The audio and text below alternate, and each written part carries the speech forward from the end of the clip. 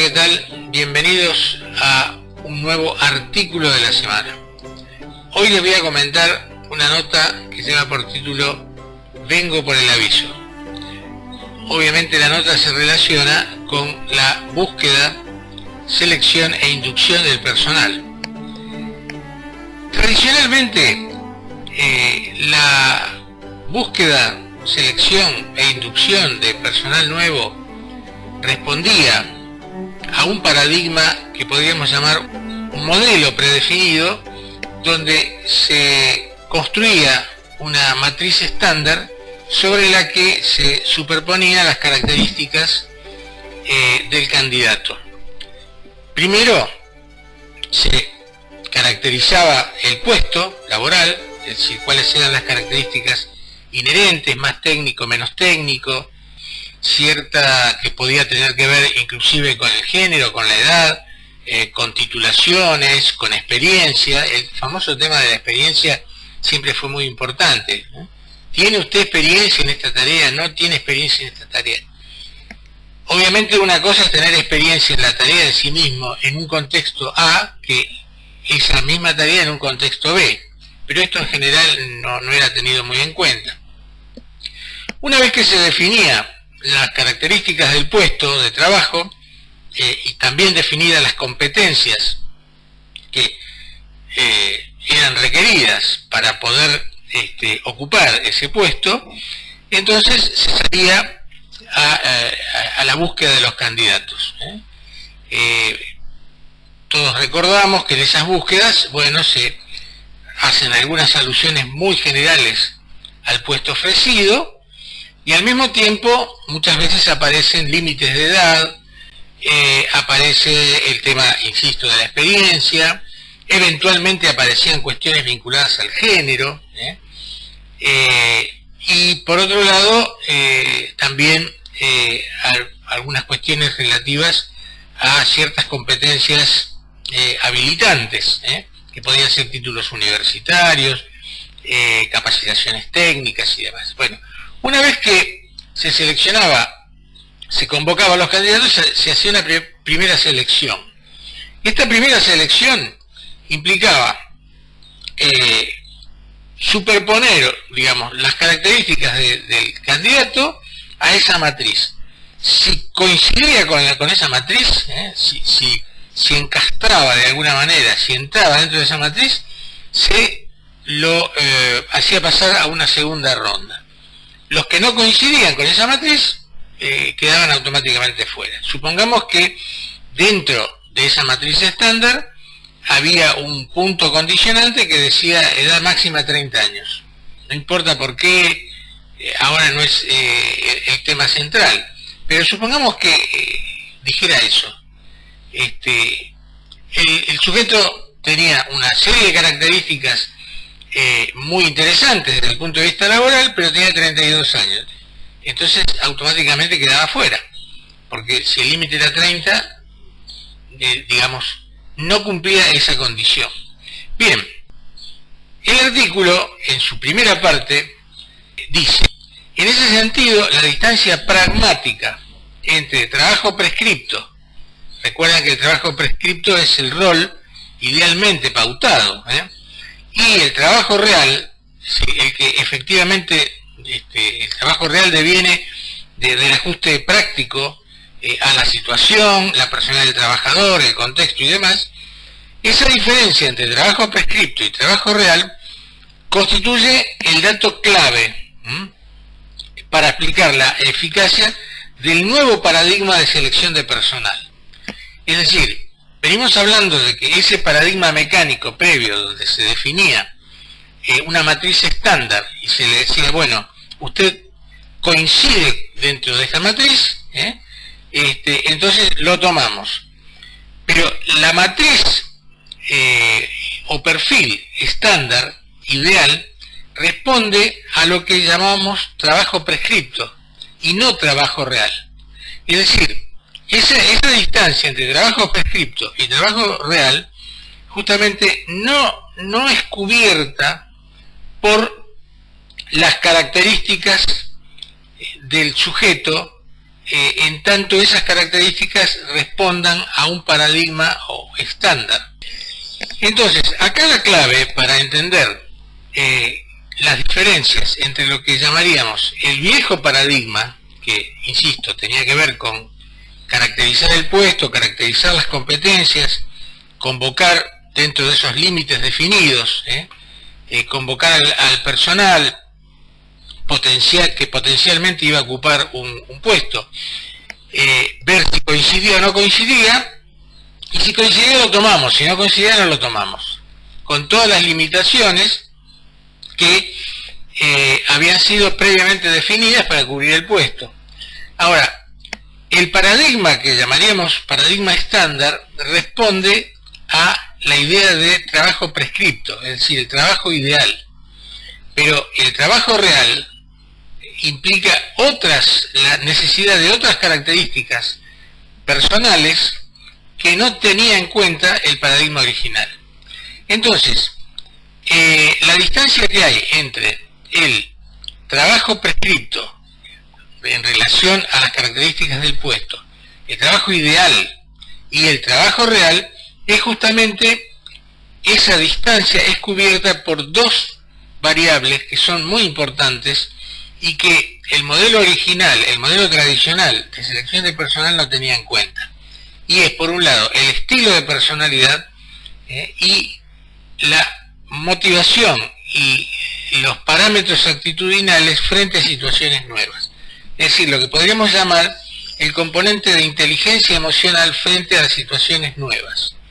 Estas variables no eran tenidas en cuenta al momento de la selección clásica de personal. Y bien, en ese sentido, esa diferencia entre trabajo prescripto y trabajo real es muy importante porque esa diferencia la cubre solamente el estilo de personalidad, la motivación frente a las situaciones nuevas. Y tengamos en cuenta que un empleo no es cualquier trabajo. Un empleo implica un contexto, implica un método, normas, trabajo en equipo, identidad orgánica con la empresa, capacitación en el rol, adecuación del estilo al personaje institucional y demás. Esto implica una relación de mutua dependencia entre empleado y empleador, entre las personas que ya están trabajando y las personas nuevas. Y esa relación de mutua dependencia entre la imagen institucional, los empleadores y el nuevo empleado, es lo que algunos autores llaman contrato psicológico, es decir, que va mucho más allá, es algo que no se ve pero se percibe en cada día de trabajo y que va mucho más allá que el trabajo prescrito y que el contrato en sí mismo. Es decir, es una relación de empatía o no empatía en relación al contexto. ¿Cómo me siento yo incluido en ese contexto laboral o simplemente siento que trabajo, pero que no soy parte de ese contexto? Esta es una cuestión central en cuanto a lo que podríamos llamar empatía o contrato psicológico en relación fundamentalmente a la actitud del sujeto frente a ese contexto laboral.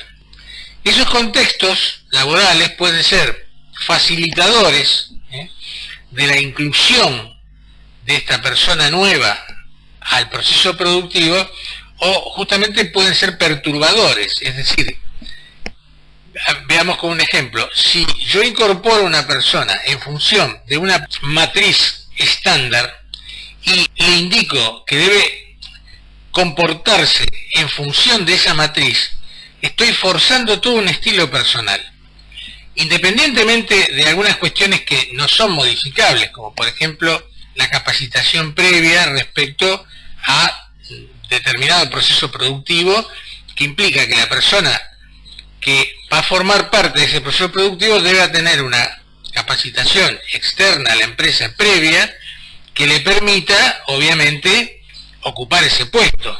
Si ese puesto, requiere la presencia de un ingeniero, pues debo tomar ingenieros. Ahora, no todos los ingenieros tienen la misma personalidad, la misma actitud, la misma expertise y fundamentalmente la misma motivación frente a las situaciones nuevas. Es decir, ¿qué tipo de persona yo necesito contratar para esa tarea? Una persona, por ejemplo, capaz de resolver cuestiones creativamente, una persona que trae una experiencia en un contexto completamente diferente y se comporta en este nuevo trabajo como si todavía estuviese en su antiguo trabajo, y de pronto esta empresa tiene un método completamente diferente, una cultura organizacional completamente diferente, que implica actitudes y respuestas completamente diferentes. Entonces, toda esa experiencia de esa persona no me sirve al momento de los desafíos en esta nueva situación. Por eso es importante que frente a un determinado contexto diferente del contexto anterior, yo lo que tenga que buscar es fundamentalmente a personas con estilos que puedan funcionar armónicamente en ese contexto, a partir de una formación, como decíamos, básica, que sí es condición necesaria, pero no suficiente. Los factores en ese sentido que el selector debe tener en cuenta al momento de elegir son capacitación técnica específica, capacitación relacional inespecífica, lo que decíamos, digamos, factores actitudinales, estilo de personalidad. Uno solo de esos factores puede invalidar a los otros dos. Si uno de los factores no funciona, quizás los otros dos queden invalidados.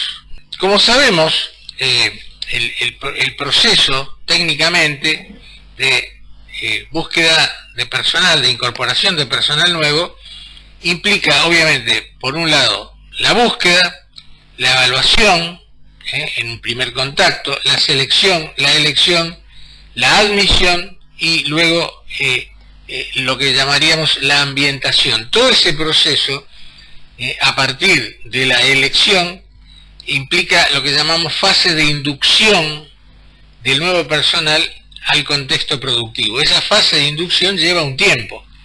Una vez que la persona ingresó a la organización, se produce ese proceso de inducción que lleva un tiempo. Ese tiempo puede ser menor o mayor en función de las características de la tarea, las características del puesto y fundamentalmente de la actitud y el estilo de personalidad del nuevo empleado. Hasta que finalmente ese nuevo empleado se armonice con el puesto a un punto tal que le transmita al puesto ciertas características personales, lo que podríamos llamar una capacitación ad hoc. Y esa capacitación ad hoc genera lo que llamamos justamente saber cómo, el know-how, es decir, saber cómo se hacen determinadas cosas en ese contexto, en ese lugar, en ese puesto específico, que es diferente al otro. Es la persona real que sabe hacer la tarea de manera real, no la persona teórica en el puesto teórico y en la tarea teórica. En ese sentido, es muy importante que en todo el proceso de admisión, la persona que está a cargo de la selección de personal tenga en cuenta algunos factores que son técnicos y al mismo tiempo éticos. La persona que está a cargo del Departamento de Recursos Humanos o la persona que se va a dedicar a la selección de personal, es importante que al momento de las entrevistas tengan claro al menos 4 factores. Uno, la claridad de objetivos, es decir, realmente qué estamos buscando, qué tipo de persona, qué características debe tener, y fundamentalmente, más allá de las cuestiones formales, cuál es la característica esencial que yo busco en la persona para que desempeñe la tarea en ese puesto laboral.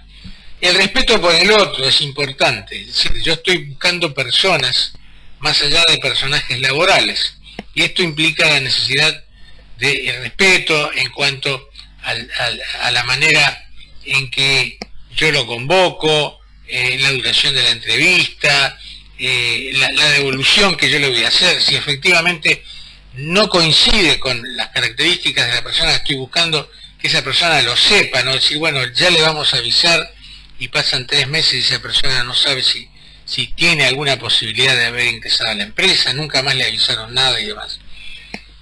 Bueno, valorar el perfil diferencial, como decíamos, ese perfil diferencial que tiene que ver en parte con lo que llamamos el recurso humano y en parte con lo que llamamos el factor humano, que es lo que en general no se tiene en cuenta al momento de todo el proceso de selección de personal. Se trabaja siempre con el personaje de rol, pero muy pocas veces con el factor humano, es decir, con las características de las personas que son tan importantes para poder llevar adelante el personaje de rol. Y también la capacitación profesional del entrevistador es muy importante. ¿Qué quiero decir con esto? La capacitación profesional del entrevistador tiene que ver con una orientación técnica que haga que el entrevistador conozca los perfiles que debe buscar. Muchas veces los entrevistadores provienen de áreas, por ejemplo, de la clínica, de la psicología clínica y demás, y se relacionan con las personas que están siendo entrevistadas como se relacionaría un psicólogo con un paciente. Y las personas que van a ser entrevistadas son candidatos a ocupar un puesto laboral, no se buscan patologías. Salvo que, bueno, aparecieran cuestiones muy groseras en esa entrevista, pero el consultor, el entrevistador, no está buscando patologías en la persona candidata a ocupar el puesto. En ese sentido, en la entrevista laboral es importante que el entrevistador esté capacitado específicamente en entrevistas laborales, es decir, que sea una persona orientada a lo que podríamos llamar la psicología laboral y específicamente los recursos humanos. Muchas veces hay entrevistadores que vienen de campos distintos y traen miradas que tienen que ver más con lo clínico asistencial, con modelos teóricos, que en realidad están buscando ciertos comportamientos o síntomas que tienen más que ver con la psicopatología, que tienen que ver con lo asistencial, y una entrevista laboral no está relacionando terapeutas y pacientes, es una obviedad lo que digo, de manera tal que si bien es cierto que la mirada clínica en el sentido etimológico de la palabra, lo que uno observa es muy importante, no hay que perder de vista que el entrevistador tiene que usar parámetros específicos donde lo que se va a evaluar son las características y los perfiles actitudinales frente a ocupar potencialmente un puesto laboral. Y bien, entonces con esto concluimos el resumen de este artículo, vengo por el aviso, y los invito a leerlo detalladamente en el blog. Muchas gracias y será hasta un nuevo encuentro con el artículo de la semana.